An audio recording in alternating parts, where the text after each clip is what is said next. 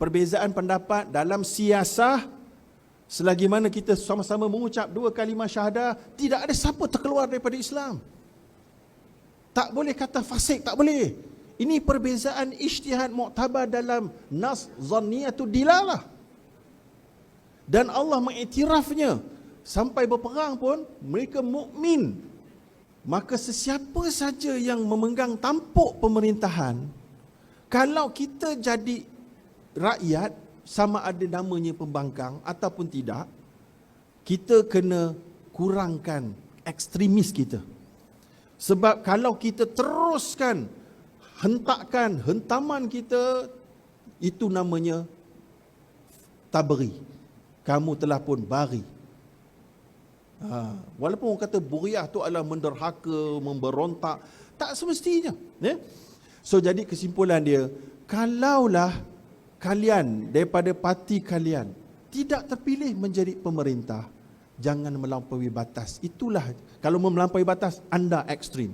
Maknanya terimalah kekalahan dan move on. Dekat peringkat negeri ke, peringkat negara ke, kalau tidak, kalau kamu tak move on, kamu lawan lagi, lawan kafirkan lagi, api-apikan lagi, macam-macam, barau. Sebab pemerintahnya ada. Dalam Islam, kita nakkan ketenangan tadi tu. Memang dalam demokrasi ada waktu kita memang boleh tak tenang, iaitulah waktu pilihan raya. Okey, waktu pilihan raya je lah. Okey, masa kempen tu lah. Tapi cukup. Dan jangan membawakan api perkauman lah, api pekafiran lah dan seumpamanya. Maka ini semua adalah sebenarnya membawa kepada barau alaina. Jadi next slide. Next slide maknanya siapa pemerintah, kita taat dan rifq. Yang kedua, perbezaan dan perpecahan akan sentiasa wujud. Itu ujian. Jadi macam mana saya nak kita bawa balik hari ini, jangan resah dengan perbezaan. Jangan resah kata kita semua kena berpadu. Cubalah, memang tak berjaya punya. Macam orang kata, jom kita hapuskan kemiskinan. Tak boleh hapus. Zakat tu sentiasa wujud sampai hari kiamat. Katakan tak ada zakat pula. Orang miskin tu tetap diperlukan kerana fungsi mereka. Ya? Jadi mesti ada, dia macam masih ada. So macam mana nak menyikapinya, kita dah sebut tadi. Kemudian nak menyikapinya, jangan bari, jangan hulu.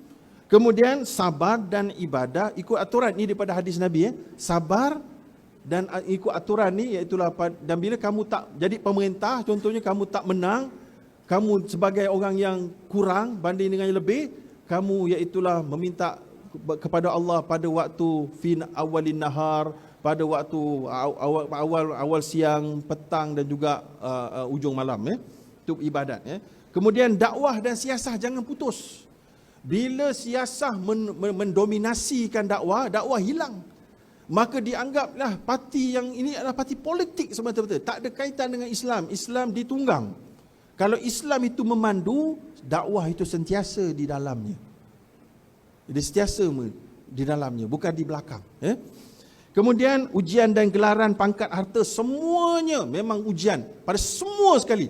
Tak kira lah daripada kalangan kita, daripada orang sana, daripada orang sini, semua. So jangan action kata, dah aku ni tak kisah. Dah. Semua mesti kisah. Benda ni. Kemudian, inna khaira man istajartal qawiyul amin. Orang yang paling baik kamu lantik sebagai pekerja pemerintah adalah yang qawi dan amin. Rujuklah tafsir, apa maksud qawi dan apa maksud amin. Dan kalau bertembung antara duanya, siapa kamu nak ambil? Amanah ke qawi? Bukan parti amanah ni, amanah dalam Al-Quran tu. Kalau kita rujuk amanah itu, sifat dia dirujukkan pada hubungan peribadi dengan Allah. Dia solatnya kuat, dia takwanya tinggi, personally.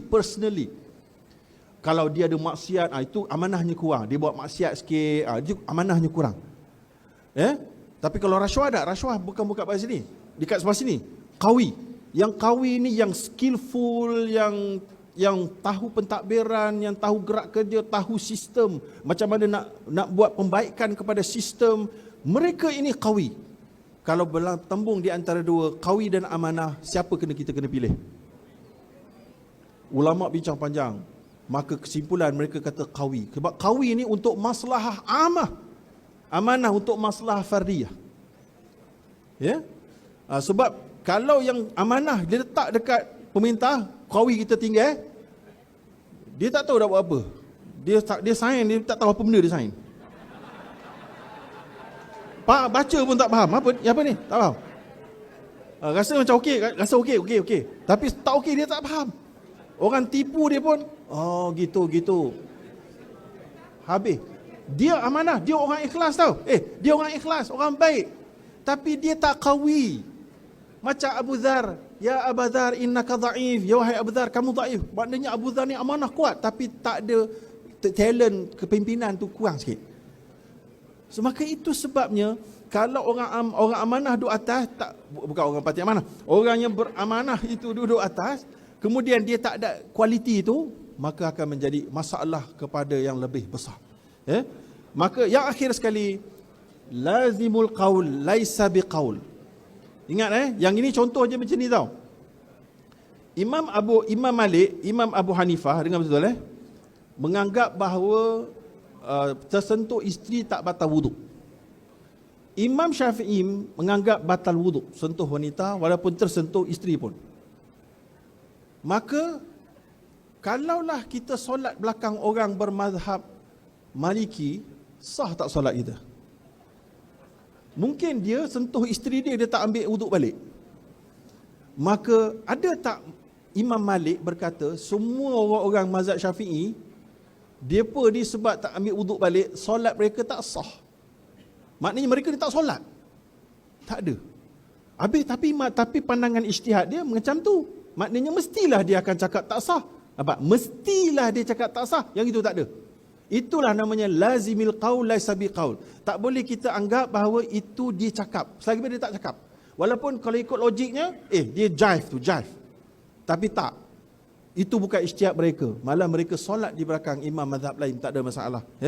Jadi itulah sekadar yang next slide. Okey, habis ikut.